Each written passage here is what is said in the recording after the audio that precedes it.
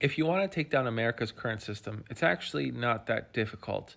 And that's what makes it so hard. I know it sounds crazy, but think of it this way: Russia, China, a bunch of other authoritarian regimes all around the world rely on violence and fear to stay in power. And it works because the only way the government will change is if the people rise up, risk their lives, and start the revolution. Now, ideally, in America, you're allowed to change your government by voting for the right politicians, but how does that happen if the Democrat and Republican Party keep putting candidates that are just equally disgusting? All right, then what is the way that Americans can actually change the government? You guys just have to start spending less money. I swear to you, it is actually that simple. The United States is the world's largest consumer by far. It's not even close. We have total consumer spending at $18.8 trillion. China, of course, is the next runner up, but it's not even close. They consume only $7 trillion per year. And mind you, China has a population of 1.4 billion people, more than 4 times that of the American population. Even if you add up the next 4 countries in consumer spending, it doesn't approach America. Every country in the world wants to sell their goods to American consumers, including American corporations, and this is where we can get them in a weak spot. If every American decided to just spend 5% less a year, that would bring this government and the entire banking system down to its knees. Take a look at this chart. It is a look at the consumer spending drop upon every major recession since 1973. And look, 1973 was the worst one by far, negative 3.4%. Look at the Great Recession, okay? For most of the people in my generation, that was the worst economic catastrophe, and consumer spending only dropped by 2.1%. Now, of course, there's 2020, COVID, and just within a couple of months, consumer spending did drop by 16.7%. But that was because the entire world shut down. A 1% drop in consumer spending is a dire warning for a potential recession. A 5% drop in consumer spending means that, okay, yeah, there is a huge recession, potentially a depression on the way. Our entire banking and corporate system is designed to get you guys to be consumers in every facet of your life. They have spent billions of dollars brainwashing you into thinking, well, if something breaks or tears or is old, I should just get another one. All you have to do is slow that down just by a little bit. It would be enough to have this country declare a type of economic emergency. The president would absolutely be telling people they need to spend more money.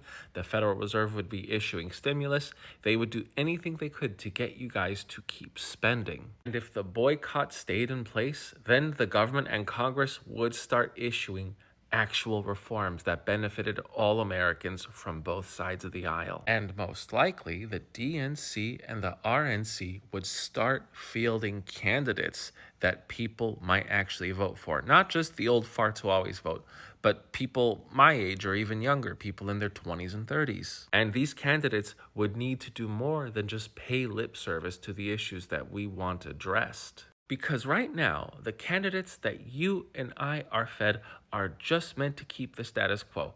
They pay a little bit of lip service, mention issues that are sensitive to us, and then do nothing because they see, okay, consumption keeps going up.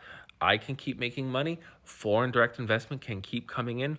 We're just going to keep getting along with this for as long as we can get away with it. But if all of us just slow down the flow of money by just a little bit, that destroys the status quo, and that's when the wealthy and powerful start panicking. All of you being tired with overpriced healthcare coverage or medication that costs 4 times in America more than anywhere else in the world, that's a valid issue. Enough of us can actually get that addressed if we slow down the money supply. Are you a fellow firearm owner who wants reasonable gun control to make sure that the actual laws that are put in place are enforced? Okay, that's a valid issue.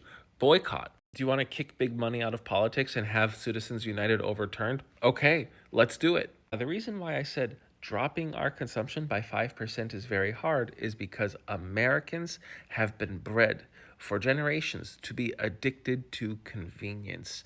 And that is how the system keeps going the way it does. But keep this in mind, even if you guys can do the hard part and start abandoning convenience and actually stop your spending, that is going to result in a great deal of unemployment. That the economy cannot function in that manner if people don't properly consume. If personal consumption does start dropping, we will see massive layoffs. You will see property values drop. You will also see an increase in crime. We will also most likely see people who still have jobs see their wages start to fall or at the very least stagnate.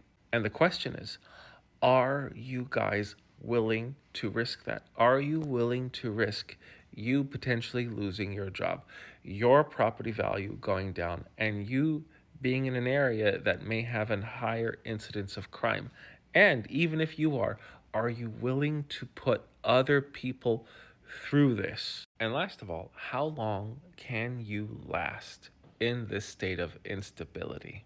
And as bad as all of that sounds, none of it would be as devastating for the Russian people if they decided to have a revolution, or the people of any country that is currently run by an authoritarian regime.